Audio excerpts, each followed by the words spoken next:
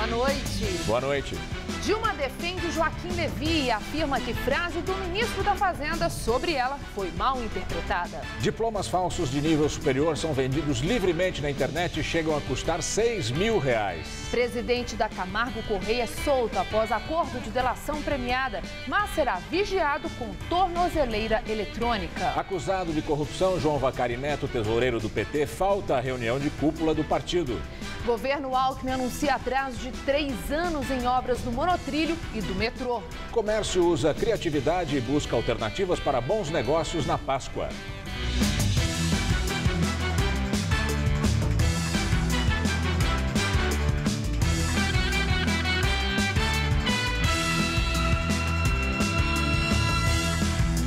O Jornal da Gazeta começa com uma denúncia. Diplomas falsos são vendidos livremente na internet. Um certificado de nível superior, por exemplo, pode custar até R$6 mil. Um crime cometido tanto por quem vende quanto por quem compra. Buscando na internet, não é difícil encontrar páginas que oferecem diplomas falsificados de todos os níveis de escolaridade. Alguns garantem ainda o reconhecimento do Ministério da Educação. Ligamos para um dos números divulgados em um dos sites. Você está precisando de qual diploma?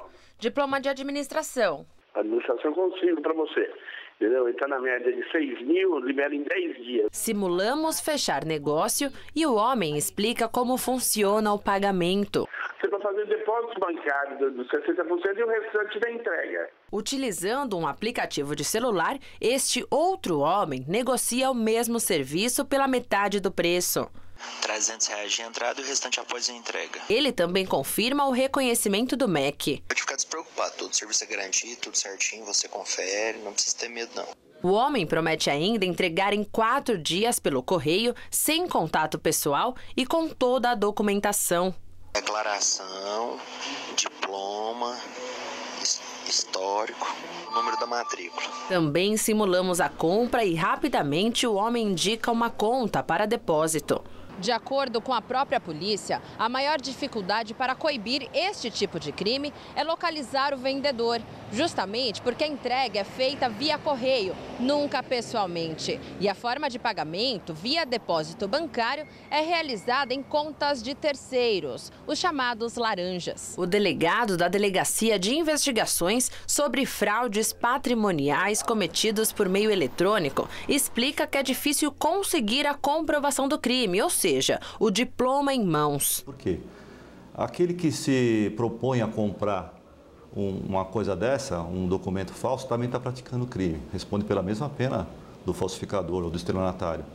E aí, o que acontece? Esse indivíduo, quando ele é vítima, quando ele consegue comprar, entre aspas, o diploma falso que ele acaba não recebendo, ele não vai reclamar na polícia que ele foi vítima também de um falsificador. Então, é um criminoso falando de outro criminoso. Tanto quem vende quanto quem compra responde por estelionato e pode cumprir pena de 1 a 8 anos. Segundo este juiz trabalhista, a empresa pode facilmente checar se os documentos apresentados pelo funcionário são verdadeiros, apenas consultando a instituição de ensino.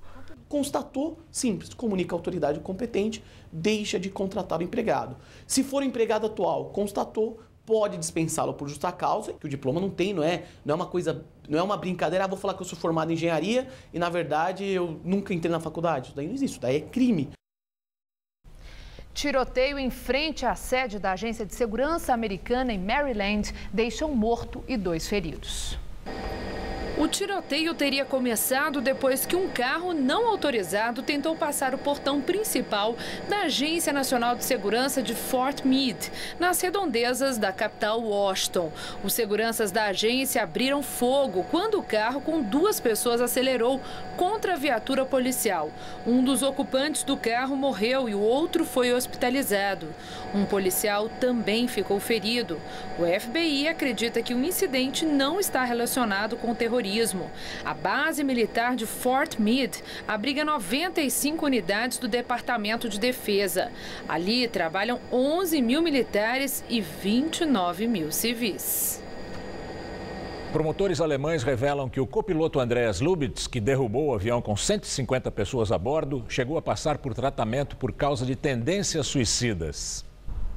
A promotoria de Düsseldorf informou que o copiloto Andreas Lubitz passou por um longo período de tratamento psicoterápico com tendências suicidas perceptíveis. O tratamento foi antes de ele tirar o brevet de piloto.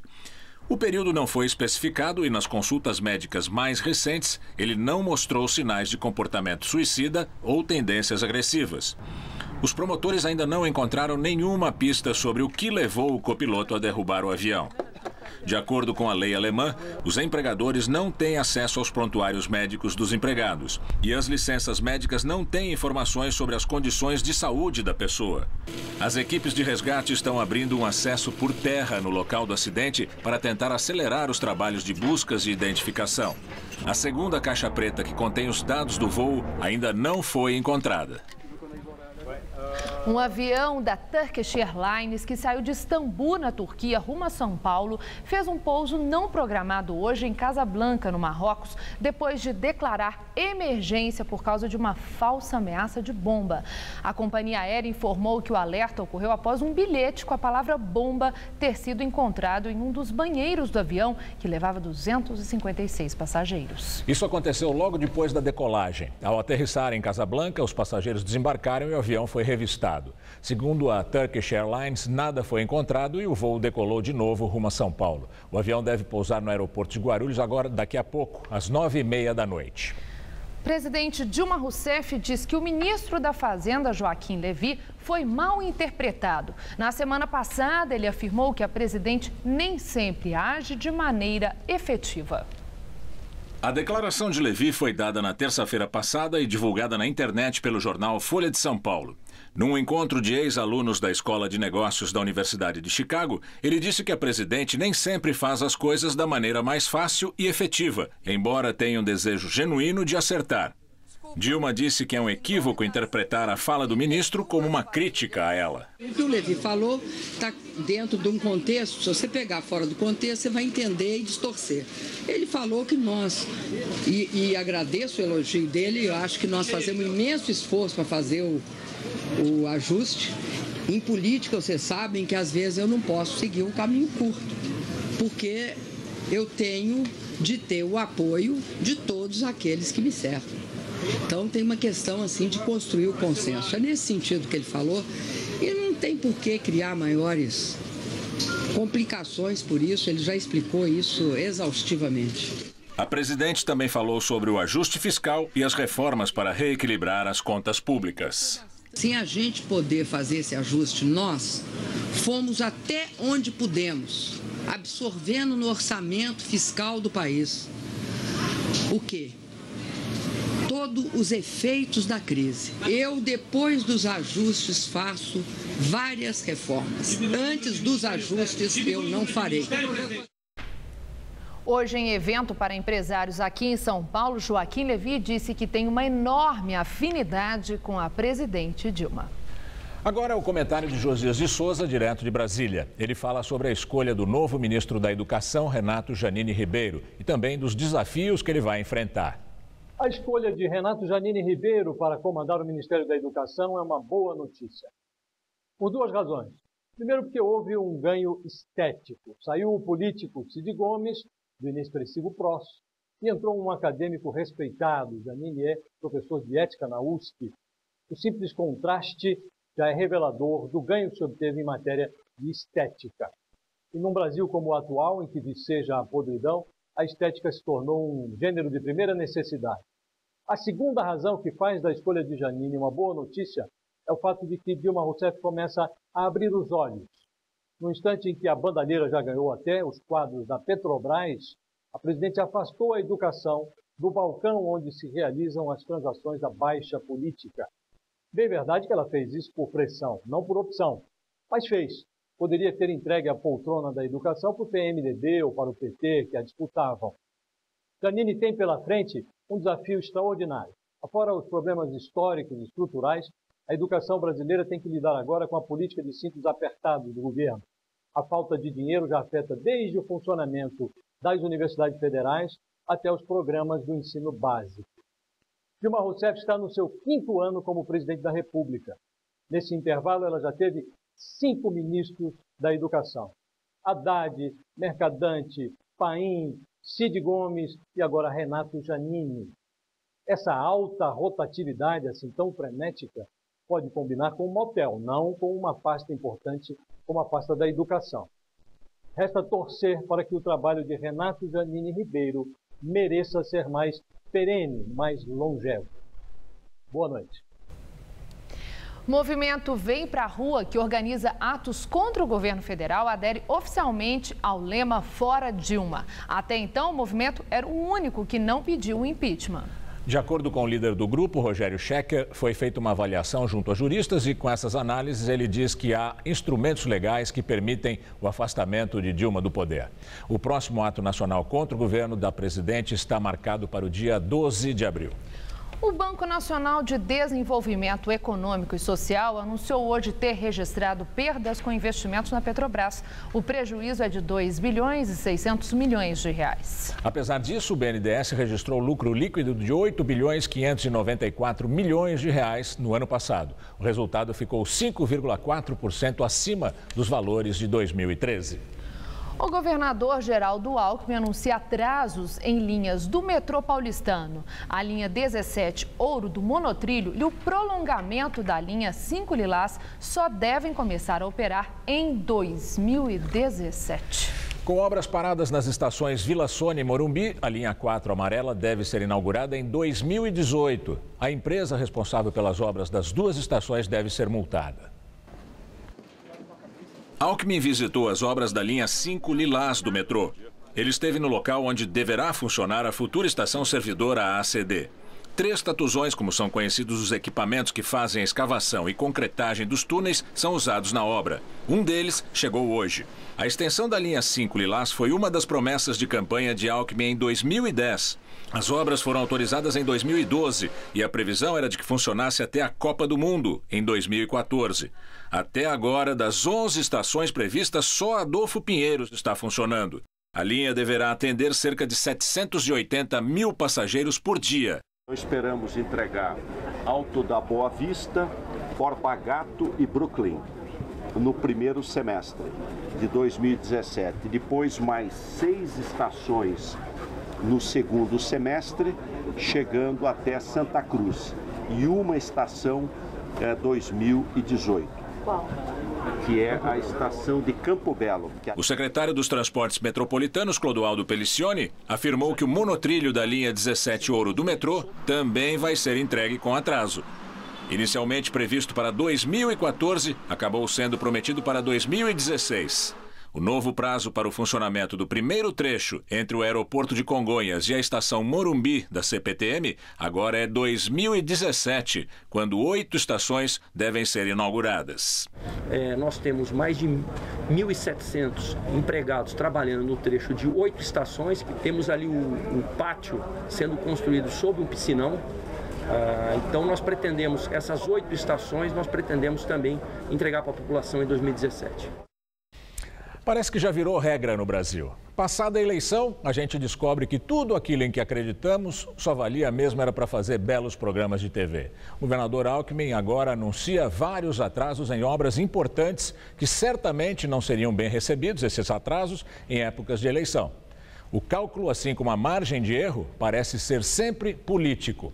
Não à toa, o governador, que adoraria passar uma temporada de trabalho em Brasília, anuncia que essas obras estarão prontas justamente nas vésperas da próxima eleição, em 2018, ou quem sabe em 2022.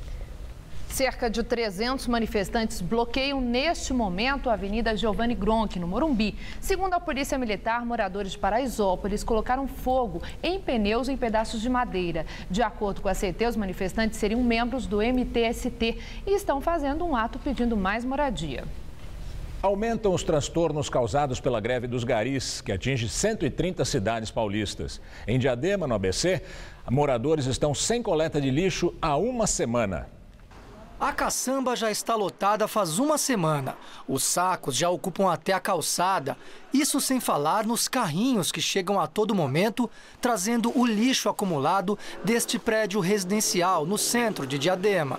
Lá dentro não pode ficar, porque não temos espaço, temos que colocar aqui na rua. Você viu que eu já tirei, já desbloqueei um pouquinho a calçada porque já não dá o pedestre, já não dá para passar mais. Pilhas de lixo também se acumulam bem ao lado do terminal central de ônibus da cidade. A greve dos garis e coletores, que começou na segunda-feira passada, atinge 130 cidades do estado. 13 só na região metropolitana. O Grande ABC é a que mais sofre com a paralisação, mesmo com a decisão judicial de manter 70% do serviço funcionando. A prefeitura está enviando os caminhões para retirar os lixos dos apartamentos que são um pouco mais ricos, né? Só que na periferia, onde eu moro, eles não estão mandando os caminhões. Na periferia de Diadema, a situação é mais grave. Aqui no Jardim Maria Tereza, por exemplo, são vários sacos e montanhas de lixo que não param de se acumular há uma semana. Nesse ponto, por exemplo, o mau cheiro é muito forte, tem moscas, mosquitos e até ratos, segundo os moradores. Sem previsão de coleta, os vizinhos colocaram até fogo nas sacolas e no entulho para liberar espaço nas calçadas. Ficou horrível lá, tá tudo queimado. Invade as casas da gente, rato, barata, perigo da dengue. A categoria pede aumento de 11,73%, mas o sindicato oferece 8,5%. A Justiça do Trabalho fixou um reajuste de 9,5%, mas nas duas audiências no TRT para tratar do assunto, não houve acordo. Em nota, a Prefeitura de Diadema informa que, desde a semana passada, o lixo tem sido retirado das principais ruas e avenidas. Ainda segundo o texto, o Tribunal Regional do Trabalho de São Paulo já foi informado do descumprimento da decisão por parte do sindicato. O procurador da República, Frederico Paiva, um dos responsáveis pela Operação Zelotes, que apura fraudes bilionárias no âmbito da Receita Federal, vai pedir à Justiça o fim do sigilo nas investigações. Grandes empresas e bancos são investigados. O procurador Frederico Paiva disse que está incomodado com o que chama de vazamento seletivo de informações sobre a operação.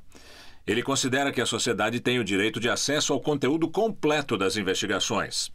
O procurador diz que alguns investigados já sinalizaram o desejo de firmar acordo de delação premiada. O Ministério Público começou hoje a analisar as propostas. A Operação Zelotes começou na quinta-feira passada. Agentes da Polícia Federal apreenderam R$1.300.000 em dinheiro, além de carros de luxo nas casas de suspeitos de envolvimento no esquema. A fraude acontecia dentro do CARF, que é o Conselho Administrativo de Recursos Fiscais, órgão do Ministério da Fazenda responsável por analisar, em segunda instância, as autuações feitas pela Receita Federal. O objetivo era anular multas ou, pelo menos, diminuir muito seu valor. Pelo menos 70 empresas teriam sido beneficiadas pelo esquema. No sábado, o jornal O Estado de São Paulo divulgou uma lista de empresas investigadas com alguns dos maiores grupos brasileiros. Aparecem na relação os bancos Bradesco, Santander, Safra, Pactual e Bank Boston, as montadoras Ford e Mitsubishi, a gigante da alimentação BR Foods e ainda Petrobras, Camargo Correia, Light do Rio, Grupo Gerdau e o Grupo RBS de Comunicação. O Grupo RBS diz que desconhece a informação e nega qualquer irregularidade em suas relações com a Receita Federal. A Camargo Correia também afirma que desconhece informações referentes à denúncia. A Gerdau informa não ter sido contactada por nenhuma autoridade pública a respeito da Operação Zelotes. Os bancos Bradesco, Pactual, Santander, Safra, Bank Boston, a Ford, a Mitsubishi, a BR Foods e a Petrobras e a Light não comentaram o caso. Esse conselho da Receita pareceria uma piada se não tivesse permitido o roubo de bilhões de reais que serviriam para construir escolas, construir hospitais, construir estradas. O CARF é uma ação entre amigos, um clube de compras. Metade dos julgadores dos recursos contra as multas da Receita são representantes das confederações de empresas, que são as multadas. É o mesmo que montar um tribunal numa penitenciária em que metade dos juízes é de presos. Para quem gosta de piada, eu recomendo ir à página do CARF na internet. Tem lá, naquela tabela boboca, que é uma mania de administrador barato, de missão, valor e visão. Ética, transparência e prudência são os 3 dos valores do CARF. Os valores em números, eles acharam melhor não publicar. O presidente da empreiteira Camargo Correia foi solto hoje, depois de assinar acordo de delação premiada nas investigações da Operação Lava Jato. Ele foi para casa com uma tornozeleira eletrônica para ser acompanhado à distância. Dalton Avancini deixou a prisão hoje assim que sua delação premiada foi homologada pela Justiça Federal do Paraná. Ele estava preso na Superintendência da Polícia Federal em Curitiba desde novembro, quando outros dirigentes de empreiteiras também foram detidos durante as investigações da Operação Lava Jato. Dalton Avancini responde por lavagem de dinheiro, corrupção e organização criminosa. Agora vai cumprir prisão domiciliar em São Paulo e vai ser monitorado por uma tornozeleira eletrônica. Avancini e Eduardo Leite, o vice-presidente da Camargo Correia, prometeram contar o que sabem sobre corrupção na Petrobras e em outras empresas públicas e aceitaram pagar R$7,5 milhões em multas. Empresários que trabalham com jogadores de futebol ou que já fizeram negócios com dirigentes da CBF estão na lista de brasileiros que têm ou tiveram contas no HSBC suíço. A informação foi divulgada pelo blog do jornalista Fernando Rodrigues. Segundo ele, estão na lista do Swissleaks Reinaldo Pita, Eduardo Duran, Richard Alda e que gerenciam carreiras de jogadores aqui no país. E os empresários Renato Tirabosch, Octávio Coelho, que foram sócios do ex-presidente da CBF, Ricardo Teixeira. Rodrigues diz que procurou os citados e que eles negaram qualquer irregularidade.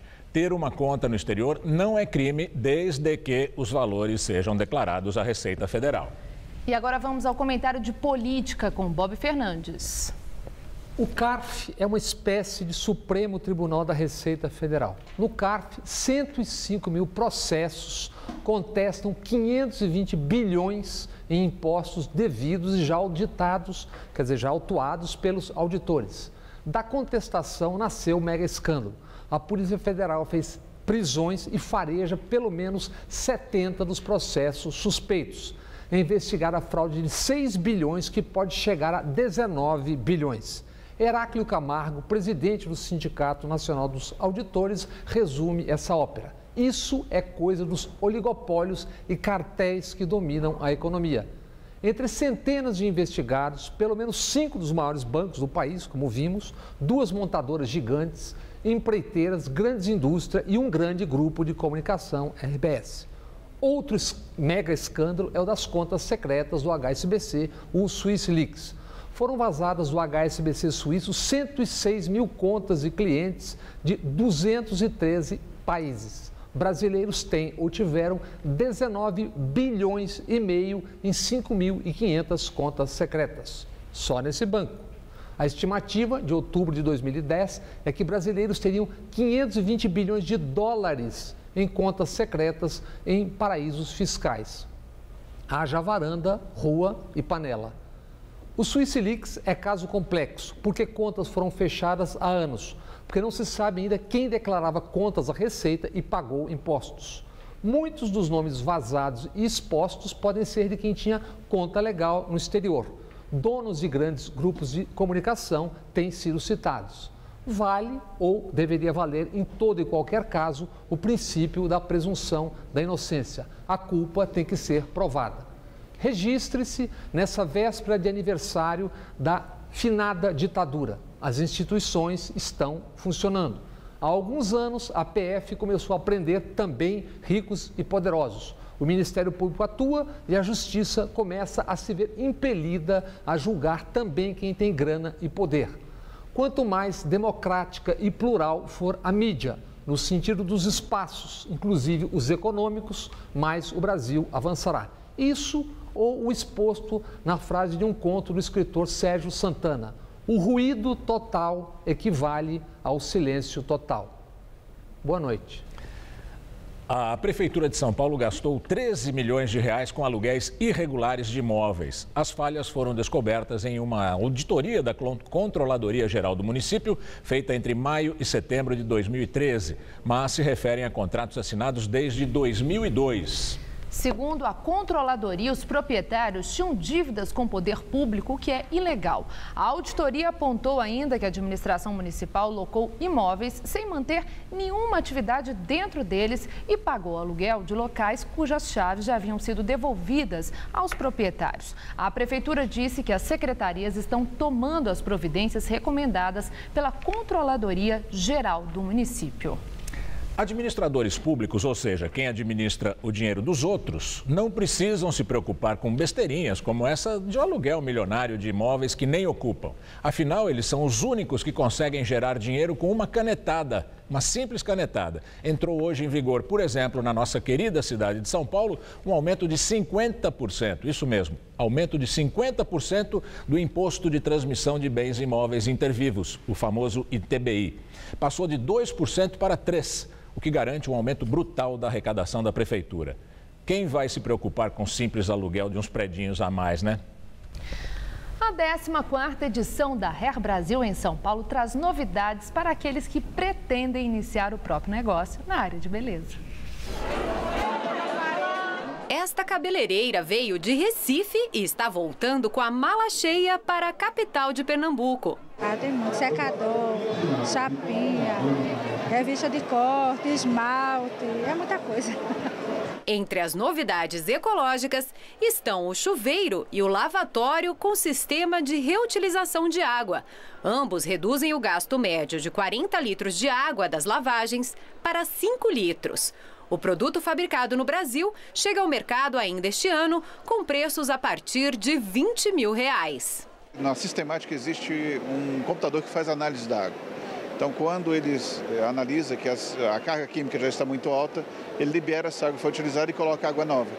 Em todo o país, a estimativa é que 8 mil novos negócios do ramo de beleza são abertos todo mês. Nós temos palestras de formalização do microempreendedor individual, palestras de finanças, mídias sociais, marketing, as normas técnicas. Então, são várias informações para que ele tenha condições de aplicar essas ferramentas no segmento dele. E não é preciso investir muito para começar. Dá só uma olhada nessa mala com rodinhas que se transforma em um camarim e que chega ao mercado com preços a partir de R$ 1.300.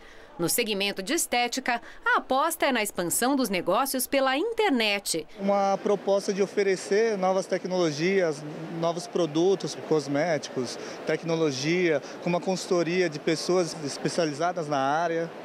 O Brasil tem o 3º maior mercado consumidor de beleza do mundo, ficando atrás apenas do Japão e dos Estados Unidos.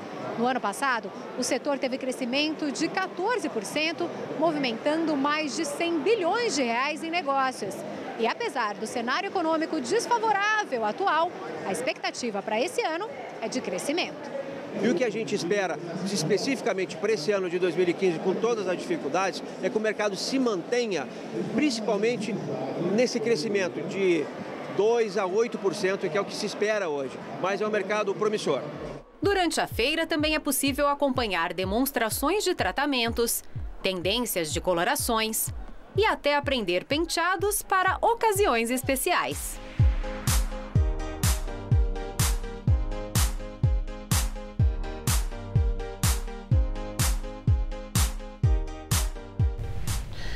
A Hair Brasil acontece até amanhã no Expo Center Norte. A feira, que é fechada para profissionais do setor, funciona das 10 da manhã às 8 da noite. O ingresso custa R$ 75. E a semana começou com tempo instável para o paulista e choveu, mas de forma fraca, como a gente percebeu, em vários pontos da capital e também no interior do estado. Pois é, aqui na Grande São Paulo as temperaturas não subiram muito e faz um pouco de frio agora à noite. Para amanhã são esperadas novas pancadas de chuva. Vamos ver em detalhes a previsão do tempo com Mariana Armentano.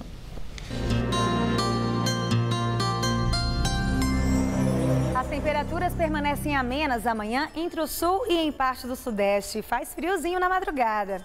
Em Curitiba, por exemplo, os termômetros vão amanhecer marcando apenas 16 graus. Em Porto Alegre, 18. À tarde, esquenta um pouquinho, mas não faz mais que 27 graus em Florianópolis e na capital paranaense. Nas outras capitais, faz calor de até 34 graus no Rio de Janeiro, em Teresina e também em Cuiabá. A umidade que vem do oceano ainda espalha muitas nuvens no sul do Brasil, mas não chove nessa região. O tempo fica firme também em parte de São Paulo, no extremo sul do Mato Grosso do Sul, do extremo sul capixaba, pegando o norte de Minas Gerais, Bahia, até o interior da Paraíba. E nas outras áreas, calor e pancadas de chuva que podem vir em forma de temporais na faixa norte, ali do estado do Acre até o Rio Grande do Norte. As chuvas aqui do Sudeste ainda são causadas pela passagem de uma frente fria.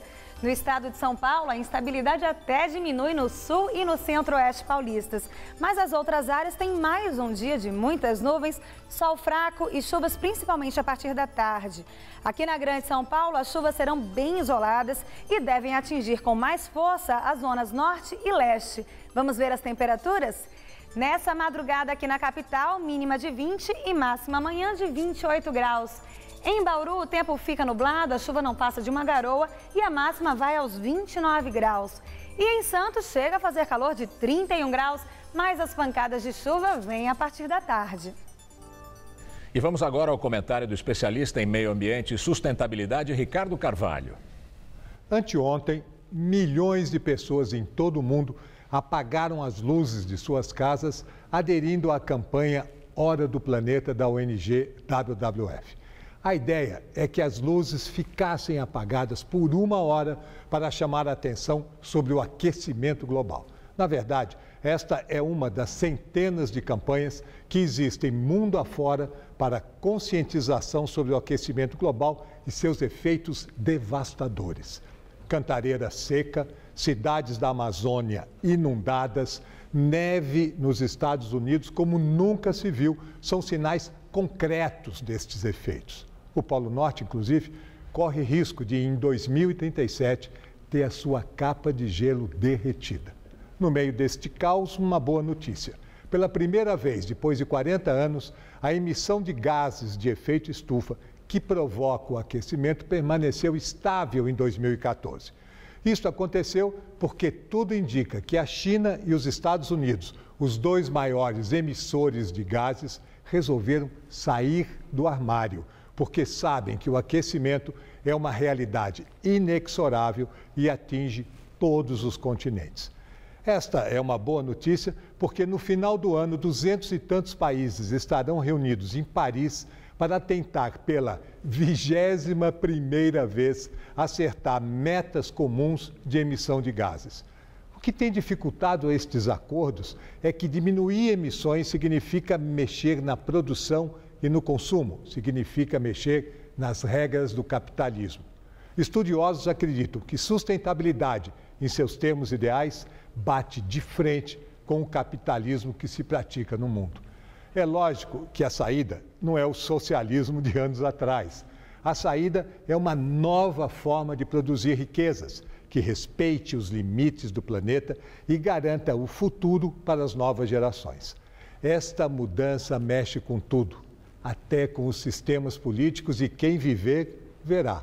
O difícil mesmo é convencer as pessoas que, por exemplo, ao colocar petróleo no carro, cada acelerada contribui para a emissão de gases de efeito estufa. A verdade é que nós não estamos acostumados e nem treinados a nos unir diante de tragédias, embora a ameaça da falta de água tenha nos levado rapidamente a mudar hábitos. Para mais informações, é só enviar um e-mail para sustentabilidade@tvgazeta.com.br que eu vou ter o prazer de responder. Boa noite. Nessa Páscoa, não é só o chocolate que está movimentando o comércio. Tem muito empreendedor que usa a criatividade para faturar com a data. O que não é difícil, pois o tema agrada crianças e adultos. Uma explosão de fofura. Poses que só quem tem dias de vida sabe fazer.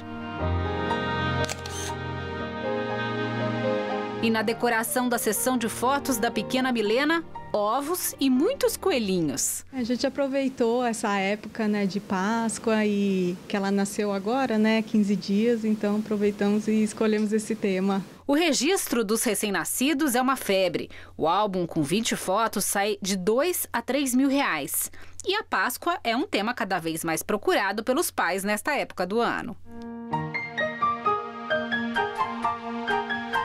Todas as datas comemorativas têm cenários que a gente faz de acordo, né? E os pais sempre procuram. Então, esse da Páscoa é muito bonitinho, muito fofinho. Então, a gente aproveita para colocar no cenário essas coisas de Páscoa, de ovinho. A Páscoa enfeita e encanta mesmo. Na região da 25 de março tem coelho para todo lado. O ovo de Páscoa ainda é a estrela da festa, mas aos poucos o comércio, principalmente o popular, já percebeu que também é possível faturar com outras mercadorias nessa época do ano. Aqui a gente tem muita fantasia e decoração para encantar adultos e crianças. O dono da loja de fantasias diz que a procura por produtos temáticos da Páscoa começou há pouco tempo. Cada ano está crescendo as vendas de Páscoa e estamos apostando mais para o futuro também. Nós temos muita parte de decoração. Ovos grandes, ovos gigantes, menores para pôr nas portas das lojas. E nós temos orelha de coelho, temos fantasia de coelho, infantil, adulto. O que você vai comprar? Não, para uma orelhinha para os meus sobrinhos brincarem na Páscoa. A criançada está tão criativa que você tem que agilizar com outras coisas também. Já que é o coelhinho que está promovendo toda essa desordem, a gente tem que entrar no clima. Felizes também estão os atores que fazem os coelhos Max e Cindy. Nesta semana serão em média 5 eventos por dia. Por causa da correria, eles já chegam prontos e a cada parada só fazem um retoque na maquiagem. Sexta-feira Santa, sábado Aleluia, domingo de Páscoa não existe mais. Às vezes a gente viaja e passa os 3 dias fora para poder trabalhar, mas a gente gosta, é uma escolha. A Páscoa, o mês das crianças e o Natal são as datas com mais eventos durante o ano. O ator? É um presente. A gente, além de se divertir muito, é um presente que a gente tem de poder incorporar esses personagens e brincar com as crianças. Economistas do mercado financeiro prevêem pela primeira vez que o PIB brasileiro vai encolher 1% neste ano. A informação faz parte do boletim Focus, divulgado hoje. O levantamento foi feito pelo Banco Central com mais de 100 instituições. Se confirmado, será o pior resultado da economia brasileira desde 90. No caso da inflação, as projeções também não são animadoras. O mercado financeiro revisou a perspectiva de inflação para 8,13%.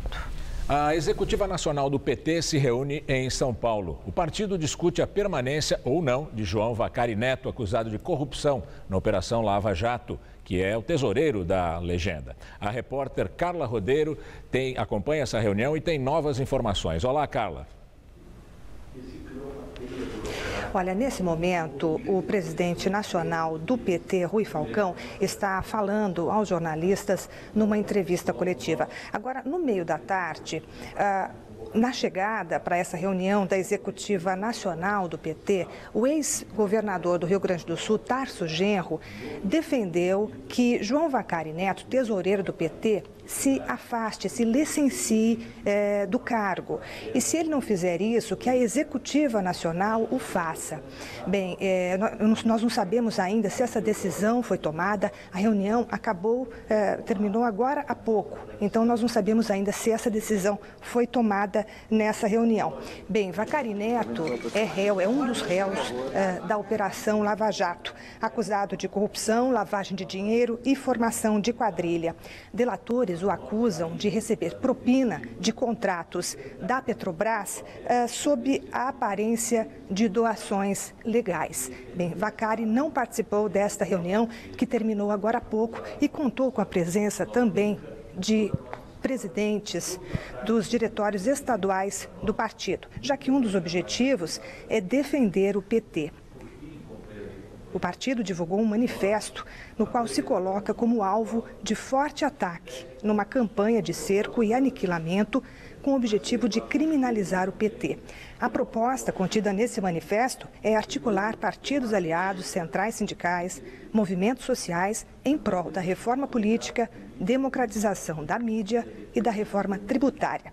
Bem, o PT participa amanhã da plenária da CUT e outros movimentos sociais, que será uma preparação para a manifestação de rua marcada para 7 de abril.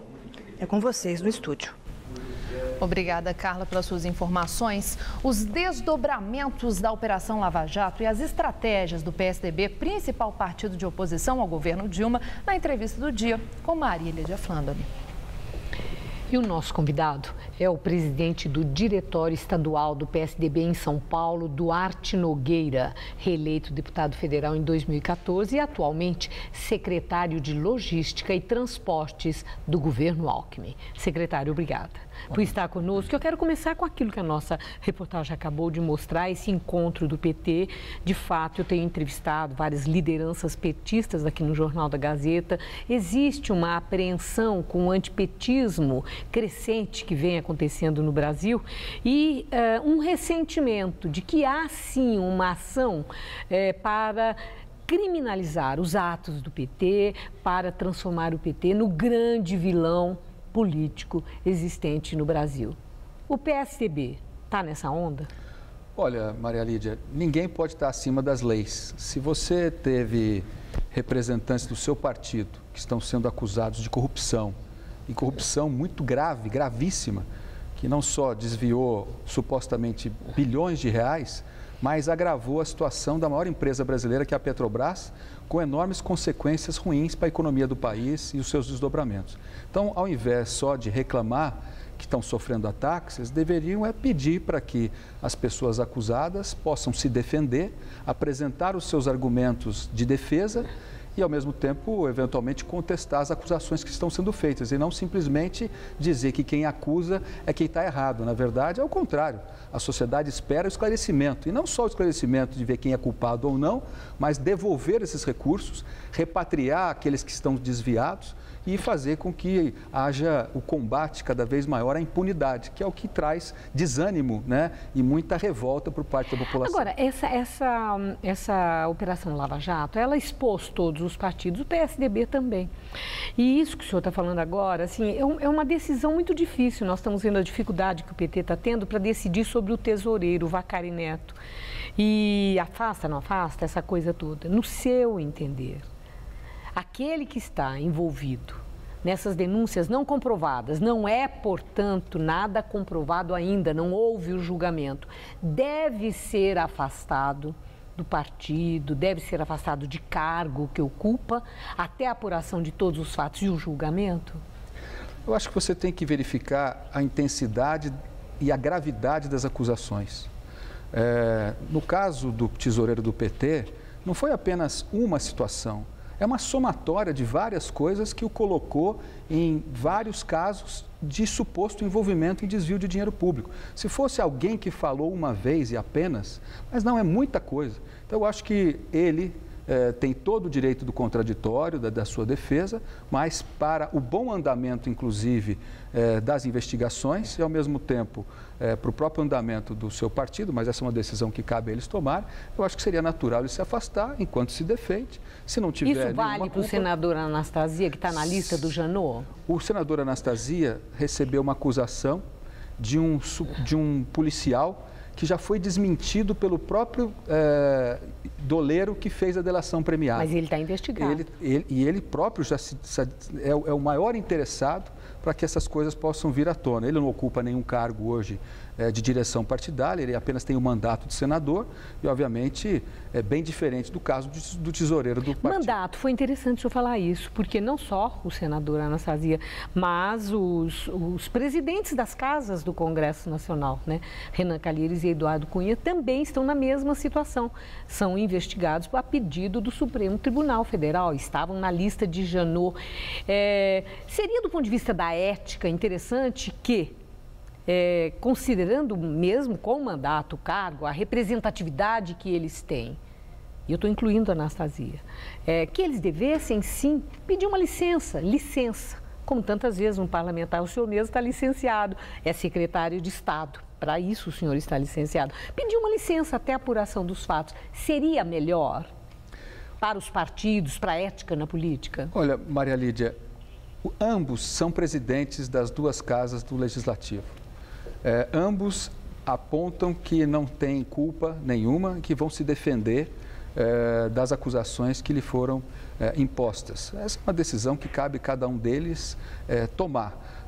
Nós, da nossa parte, queremos que as investigações prossigam e doa quem doer, seja quem for, pague pelos crimes que eventualmente venham a cometer. É isso que a sociedade espera para que não fique esse clima de impunidade no momento onde o Brasil soma tanta coisa ruim, além da corrupção, das acusações, a economia indo mal, a inflação batendo lá em cima, o país tendo recessão, crescimento negativo, quer dizer, um cenário muito ruim que esse atual governo deixou país e nós esperamos que isso possa ser superado. O senhor está satisfeito com a oposição que está sendo feita pelo PSDB? Olha, o senhor acha que está bom? A oposição, ela vai um pouco ao lado do que vem do sentimento da população. E hoje há um enorme sentimento, né, de indignação, e isso amplifica, claro, o papel e a responsabilidade da oposição. Eu fui líder do PSDB em 2011, quando a presidente Dilma estava no seu primeiro ano de mandato, surfando numa grande onda de popularidade. Fui um líder, junto com a minha bancada, intenso, crítico, mas não tinha a reverberação que hoje você encontra na sociedade. Hoje, depois de 2013, depois de 2014, agora os movimentos de 2015, mesmo pós a eleição, principalmente depois da eleição, eu acho que há um sentimento de pertencimento da sociedade em todas as faixas etárias, em todos os locais de moradia. O cidadão hoje, ele percebeu que ele paga a conta, ele paga o salário dos funcionários públicos, dos políticos e paga os impostos e os serviços públicos. Ele quer que isso possa ser retratado em melhores condições para ele próprio. O PSDB apoia a manifestação marcada agora para o dia 12, como apoiou a do dia 15? Sem dúvida, nós vamos incentivar, como incentivamos no dia 15 de março, que o cidadão brasileiro, filiado, simpatizante ou não do PSDB, vá às ruas demonstrar de maneira pacífica, ordeira, a sua insatisfação. O governo não age, o governo reage, ele tem que reagir a esse sentimento, de fato, de desapontamento, de frustração da sociedade brasileira, que quer mudanças. O senhor vai? O senhor vai? Vou. Estarei lá nas manifestações como um cidadão comum. Muito obrigada por sua entrevista. Obrigado a você, Maria Lídia. Uma boa noite. Boa noite. Gamberini. E você vai ver a seguir os gols do Campeonato Paulista no fim de semana. E as eleições presidenciais na Nigéria. Depois de violência e denúncias de fraude, a população aguarda o resultado da votação. O governo do estado de São Paulo está enfrentando o comércio de produtos roubados que alimenta o crime. Com a lei do desmanche, já caiu o número de latrocínios, roubos e furtos de veículos. E agora, os celulares roubados serão bloqueados e não poderão ser mais utilizados. Basta fornecer o número do e-mail do seu aparelho ao fazer o boletim de ocorrência. Para saber o seu, digite *Jogo da Velha 06 Jogo da Velha no seu telefone. Isso é São Paulo contra o crime. Governo do estado de São Paulo. Se você quer estudar jornalismo, relações públicas, publicidade e propaganda ou rádio, TV e internet, a Faculdade Casper Libero é o seu lugar. Quer conhecer? Eu te levo! Aqui a gente aprende na sala de aula e também em laboratórios de rádio, fotografia, edição de imagens e estúdios de TV. Você também pode colaborar em revistas, sites, programas de TV e rádio laboratoriais. E tem oportunidade de estágio dentro da Fundação Casper Libero. São mais de 60 anos de tradição numa localização incrível. Faculdade Casper Libero, formando os melhores profissionais da comunicação. Quer saber mais? Acesse nosso site.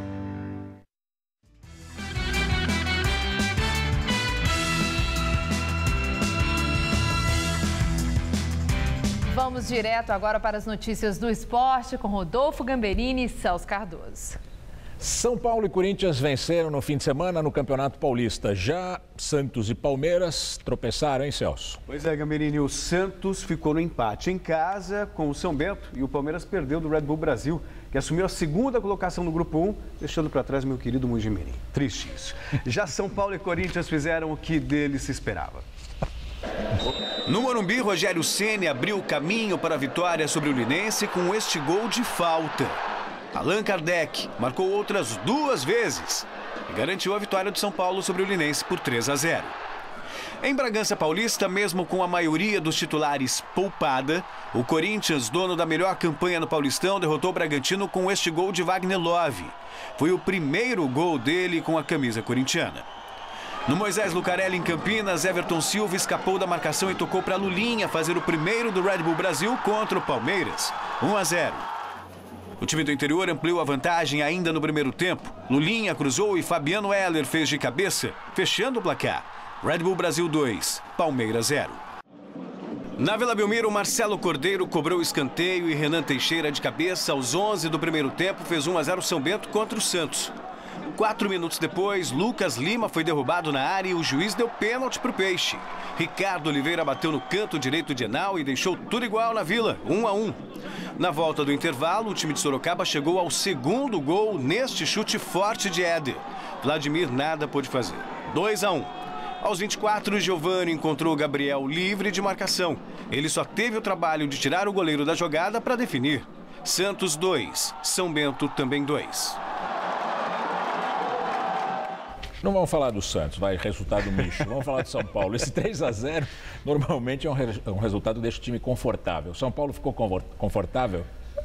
Não muito, eu vou explicar. O Campeonato Paulista, os grandes estão sobrando. O Palmeiras perdeu o jogo, é verdade, mas continuou fazendo uma campanha fantástica. O Corinthians, com o time reserva, ganhou do Bragantino e o São Paulo ganhou do Linense, que era o mínimo que se esperava. O problema é a Libertadores. Tanto que hoje, apesar da vitória por 3-0, o gol do Rogério Ceni, teve protesto de torcedores cobrando vitória contra o São Lourenço lá na Argentina. Isso significa, o São Lourenço jogou com o Corinthians já, e o Corinthians é o time mais bem preparado nesse início de temporada. E não goleou por questão de sorte. Então, acho pouco provável que o São Paulo volte de lá com uma vitória.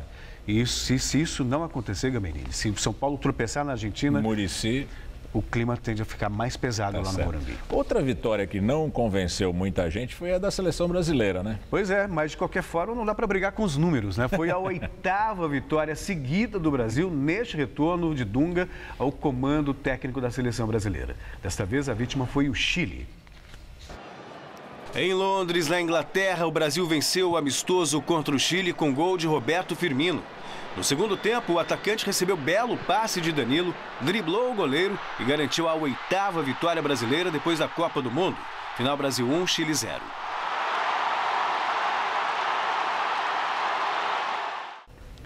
Essa seleção aí não convence, hein, Celso? Convence? Eu acho que existem duas maneiras a gente ver a seleção brasileira. Uma, como a gente gostaria, com saudosismo, quando tinha Rivaldo, tinha Romário, tinha Ronaldo, tinha Ronaldinho Gaúcho. A minha seleção é de 70. 70, pois é. Ou a de 82, que marcou a minha geração. Mas a seleção não existe mais. Hoje tem um ótimo jogador, que é o Neymar. Os demais são bons jogadores. E aí a gente tem que ser mais humilde e tem que aceitar esse estilo do Dunga, que é um estilo mais pragmático e combativo. Senão, se a gente seguir à risca aquilo que a gente acreditava, a gente vai ver de novo Alemanha 7, Brasil 1, Holanda 3, Brasil 0. Sim, mas quem assistiu, por exemplo, Corinthians e Bragantino, viu um belo jogo de futebol. O jogo da seleção brasileira não é um bom jogo de futebol, é chato de ver. É chato, mas eu acho que essa é a melhor escolha para o Dunga agora. O Dunga sabe que ele depende de resultados para continuar no comando da seleção. Está vencendo. Para os comandantes da CBF, isso é o que vale. Vamos falar de Fórmula 1. Vamos. O alemão Sebastian Vettel venceu o Grande Prêmio da Malásia ontem, interrompendo o domínio da Mercedes. A Ferrari não vencia uma corrida desde maio de 2013. E Felipe Massa da Williams ficou em 6º, enquanto Felipe Nasser da Sauber em 12º lugar. O tetracampeão mundial Sebastian Vettel não vencia uma corrida desde o Grande Prêmio do Brasil em 2013. Ontem, voltou a triunfar no GP da Malásia, em Sepang. O inglês Lewis Hamilton, da Mercedes, largou em primeiro, mas ficou com o 2º lugar. O companheiro dele de equipe, Nico Rosberg, foi o 3º. O espanhol Fernando Alonso, da McLaren, voltou a competir depois de um acidente na pré-temporada que o tirou do Grande Prêmio da Austrália, mas abandonou ontem a prova por problemas mecânicos no carro. Como dizem no futebol, o campeão voltou. O campeão voltou. Estela. Nigéria aguarda o resultado da eleição presidencial mais disputada desde o fim do regime militar há 16 anos. Os observadores internacionais alertam sobre a possibilidade de manipulação na contagem dos votos. No sábado, vários atentados ocorreram em sessões eleitorais, matando 20 pessoas. O atual presidente Goodluck Jonathan disputa o cargo com o ex-governante militar Muhammadu Buhari. O grupo extremista Boko Haram havia prometido atrapalhar as eleições e fez vários ataques, mas não conseguiu impedir o comparecimento dos eleitores. Observadores internacionais acompanham o processo. Estados Unidos e Grã-Bretanha dizem que não aconteceu manipulação sistemática da votação, mas advertiram sobre indícios de que a apuração pode sofrer interferências políticas. O partido do ex-presidente Nicolas Sarkozy é o grande vencedor no segundo turno das eleições departamentais na França. A extrema-direita avançou no cenário político. Há 2 anos das eleições presidenciais francesas, o partido do ex-presidente Nicolas Sarkozy e seus aliados de centro devem governar cerca de 70 dos 101 departamentos do país. O Partido Socialista do presidente François Hollande sofreu uma grave derrota e vai ficar com cerca de 30 departamentos, metade do que tinha até agora. O partido de extrema-direita, Frente Nacional, liderado por Marine Le Pen, não ganhou em nenhum departamento, mas conquistou cadeiras em todo o país. Isso dá à extrema-direita o poder em áreas como turismo, manutenção de escolas, estradas e pagamento de benefícios sociais. Pelo menos 45 pessoas morreram e mais de 60 ficaram feridas num ataque aéreo que atingiu um acampamento de refugiados no Iêmen. O acampamento obriga iemenitas deslocados pelo conflito entre a milícia xiita Houthi e o governo central. Aviões da coalizão árabe liderada pela Arábia Saudita bombardearam posições dos xiitas no Iêmen nos últimos 5 dias. O ministro do Exterior do Iêmen disse que a explosão no campo foi provocada pela artilharia dos xiitas e não pela coalizão árabe. Um dia antes do fim do prazo estabelecido para um acordo político, as negociações sobre o programa nuclear com o Irã estão bloqueadas. Os chefes da diplomacia de Estados Unidos, Grã-Bretanha, França, Rússia, China e Alemanha se reuniram hoje para negociar com o Irã.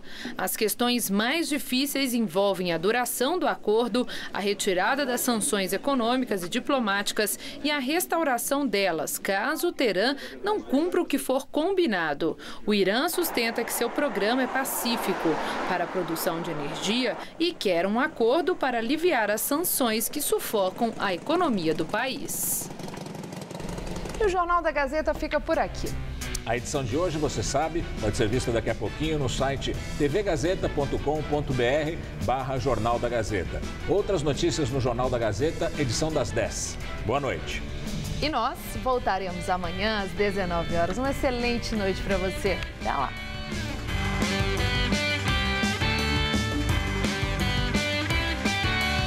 Hoje, 10h30 da noite, Rony Fon entrevista a atriz Estela Miranda no Todo Seu.